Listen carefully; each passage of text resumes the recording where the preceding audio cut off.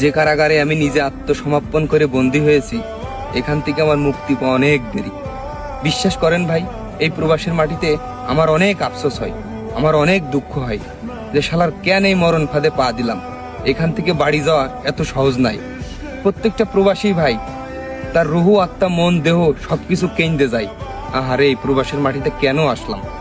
যে স্বপ্ন নিয়ে বিদেশের মাটিতে আসছিলাম, এই স্বপ্ন 2 বছর, 4 বছর, 6 বছর, 8 বছর, 10 বছর কেটে যাবে, তারপরে ওই স্বপ্ন পূরণ হবে না ভাই।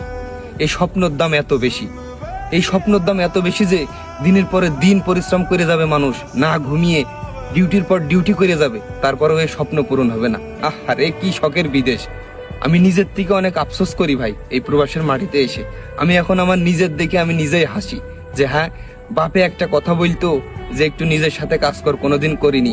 আর এই প্রবাসের মাটিতে এসে 12 ঘন্টা 14 ঘন্টা আমি ডিউটি করি। হ্যাঁ, আমি ছেলে ডিউটি করি 14 ঘন্টা 15 ঘন্টা। আমার মতন একটা চঞ্চল মানুষ এই প্রবাসের মাটিতে 12 ঘন্টা 14 ঘন্টায় ডিউটি করে। মনে হয় যে কারাগারের ভিতরে বন্দি আছে। ভাই, এখান থেকে মুক্তি পাওয়া তো সহজ না, অনেক কষ্ট।